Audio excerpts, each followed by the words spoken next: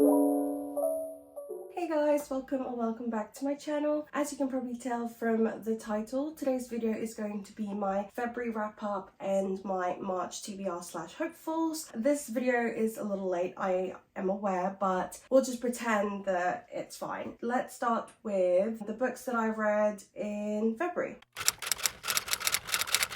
So this is my February reads. These are my February reads. I read 5 physical books, and I did read one using the Kindle Unlimited app, which I have finally downloaded on my iPad because I'm still toying with the idea of whether I should get a Kindle. But so far, I don't know, I'm still a physical book girly because I don't like looking at a screen if I don't have to, but we'll see. We will see. So the book that I read on Kindle Unlimited is the very short novella of Evidence of the Affair by Taylor Jenkins Reid.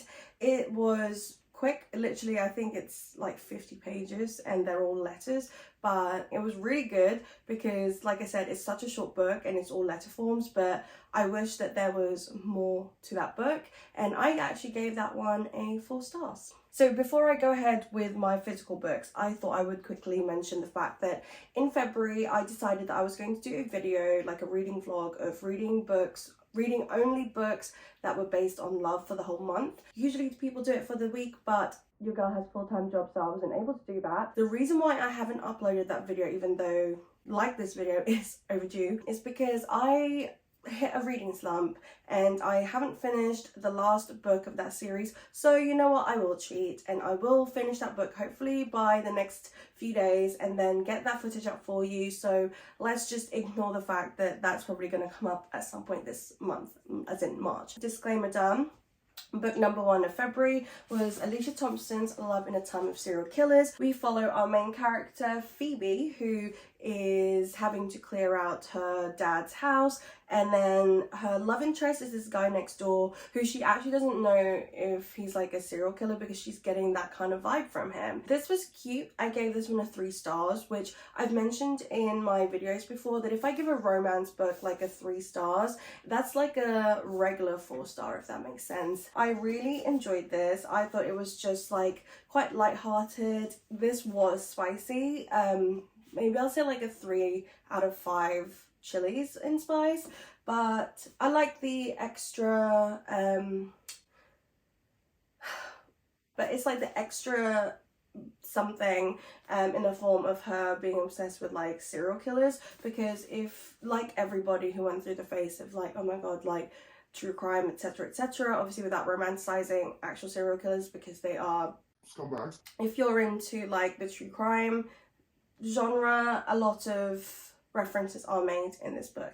But yeah, I thought that this was quite cute, and like that just screams Valentine's Day colours for me. So yeah, I don't know if you can actually see my pile. If you can, let's just pretend you're surprised. Okay, so the next book I read was for my book club, and it is Tomorrow and Tomorrow and Tomorrow by Gabrielle Zevin. Where do I begin with this book? This follows the friendship of Sadie and Sam, who met at a children's hospital, and then how the relationship grows throughout kind of adolescence to adulthood. And these have quite difficult to like characters, unlikable characters to a point.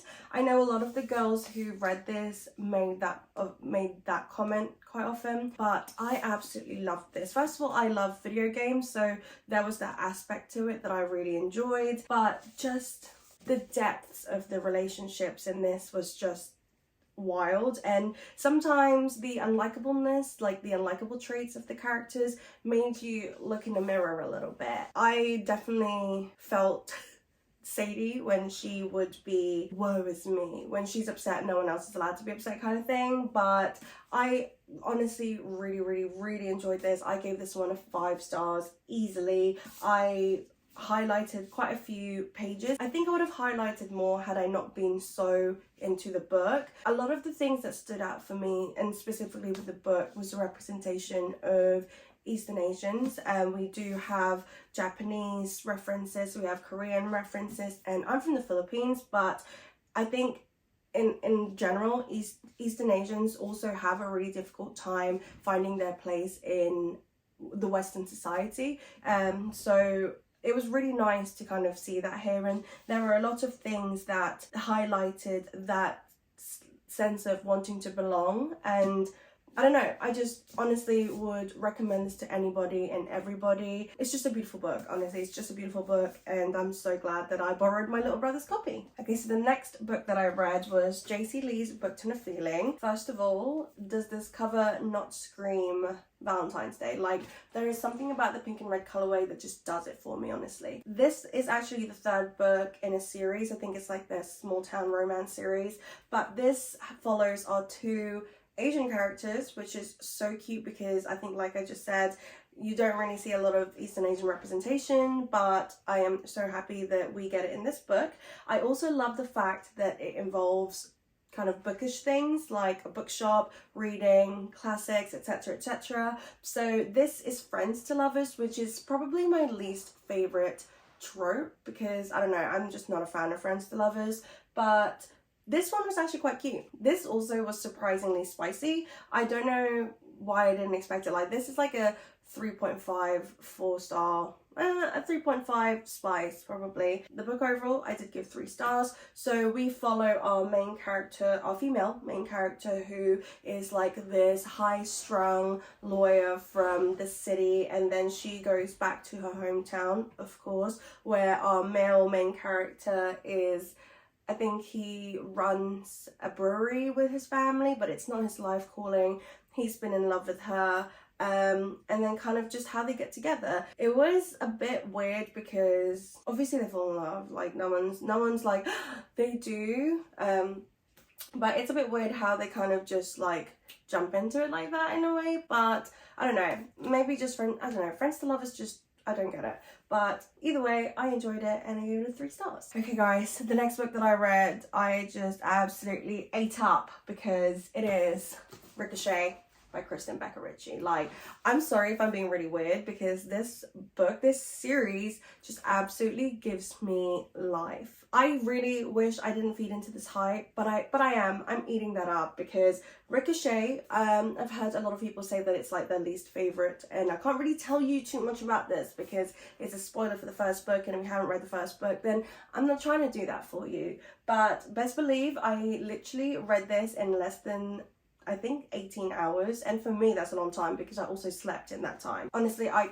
just cannot wait. I'm trying to hold myself off and ordering the books as they come out, which is like every month, which is kind of annoying because the third one doesn't come out until the end of March, which I can hopefully order in time for when I go on holiday the first week of April. Like, I know they're on Kindle Unlimited, but I want the physical books, okay? Sorry, but I can't really tell you anything else, but I do really enjoy all the characters in Ricochet. There's a little bit of a weird storyline in here for me, but again, I can't really say too much about it. But it involves Reich and Daisy in this book. Yeah, Ricochet, gave this one a 4.5 stars. And then the last book that I read in February, which just, I don't know why I didn't pick this up any sooner. Actually, let me just show you. 5 stars off the bat. Daisy Jones and the Six by Taylor Jenkins Reid. Now, tell me why I thought the writing style is just, not a fan.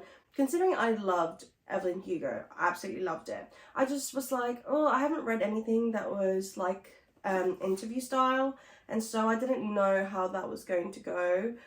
Let me tell you that after the first like 10 pages, not only was I severely hooked, I didn't even notice anymore, and I was able to still really imagine like the story. And honestly, 5 stars, easily 5 stars. Finished this just in time for the Amazon/Hulu, I think in America, series. Honestly, if you haven't read it, please do read it. It's absolutely brilliant and definitely something that I will reread in the future. Daisy Jones and the Six, guys. I'm not even gonna tell you what it's about because you know what it's about, so. Okay, so those were my February reads. Now let's move on to my March hopefuls.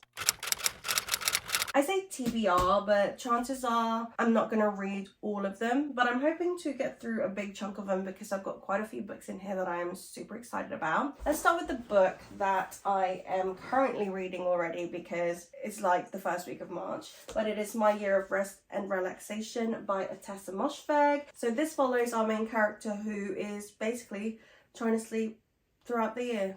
That's just her thing. She's gonna sleep the year away. Kind of unhinged, heard really great things. This is the first Tasha book that I am reading, even though I do have Lapvona and Death in Her Hands already. Either way, I've heard really good things, so I thought let's finally jump on this bandwagon because it's been on my TBR for a long time. I've literally had this book for probably like a year now. Okay, so the next book I have is Dolly Alderton's Ghosts. So this is my book club's March pick, and we are big Dolly Alderton fans on this channel, and I've only read Everything I Know About Love. Honestly, that was a beautiful book, 5 stars. I have really high expectations for her fiction work. Just a girl in her early 30s living her life and just trying to find love by the looks of it. I mean, I can imagine that this is quite light-hearted, relatable, fun, and honestly I am very, very excited for this. Okay guys, I will be trying to read this because this keeps popping up on my TBR and I genuinely do really want to read it. I don't know why I don't reach out for it, but it is, again, Caleb Azuma Nelson's Open Water. I will be reading this, and hello, it's literally like, I think it's less than, oh my god, it's less than 200 pages. Why have I not been reading this? Anyway, I've heard nothing but great things about this. I think I've talked about the blurb of this so many times because it's been on my TBR for that long. But if you don't know, it follows our 2 main characters who live in London and they go to like prestigious schools because of, I think they got a scholarship to it or something. And it's a whole story of love and identity and belonging, and yeah, I'm just very excited. I feel like this is going to be a full 5-star read. Okay, so guys, we have a classic in the mix, which is weird because I don't really tend to reach for them as much as I have them on my shelves, but it is The Picture of Dorian Gray by Oscar Wilde. I have not read this, but I feel like from every review or blurb or whatever, anything that I hear about any sort of classic, this is the one that always sticks out to me. It's also quite a short book because it's only over 200 pages, so this will be the month that we get through to this. We've got quite a weird mix coming up now because is it thriller time? Usually I save this for like September onwards, but one of my favorite bookstagrammers at Read by Sophie, she raved on about this, and although I wasn't like with Silent Patient and I saw the ending coming a mile off really, but I was still absolutely drawn to that, I thought I would pick up The Maidens. Again, this has been making its rounds, and when I saw Sophie's review of this, I was super intrigued, and it's giving like quite dark academia vibes as well because it's a university setting, Cambridge University to be exact. So yeah, let's go for it. Let's go for it. Okay, this one is probably one of the prettiest books that I own, and probably everybody's read it already, but it is Coco Mallore's Cleopatra and Frankenstein. I genuinely cannot wait to read this. I didn't know that this was age gap, but it seems kind of messy and we are here for it. And I also predict this to be like a full 5-star read. If it's not, then sorry, but it should be. Okay, now are we entering my fantasy era? Because why am I reading Tahira Murphy's Shatter Me this month? Like, tell me why. This has been sitting on my shelf for a long time. I've got the 2nd book already just in case I absolutely love it. But I'm ready. I think I'm ready to jump in. But all I know from this is about a girl who basically can kill people with one touch, and the establishment or whatever are like trying to get her, but she's like, no, please. All I know is that this series has like a really famous book boyfriend. Isn't it like Adam Warner or something? I don't know, but apparently he's like everyone's favorite book boyfriend, so let's see what he's about. And then last but not least is my March non-fiction reads, and that is Just Kids by Patti Smith. This was like the it girl last year, so I'm late, I understand, but I thought let's get on this. And coming from like a Daisy Jones vibe at the moment, I am all about the kind of rock star music situation going. I don't know, that sounded really lame coming out of my mouth, sorry. But yeah, I've heard nothing but great things about this. My little cousin read it and she seemed to have loved it, so I'm gonna read it and I want to love it. So that was my February wrap up / March TBR. I hope you guys enjoyed it. If you did, please give this video a thumbs up. If you haven't yet, please subscribe to my channel and I will see you guys next time. Also follow my bookstagram, it's down below. It's, yeah, okay, bye.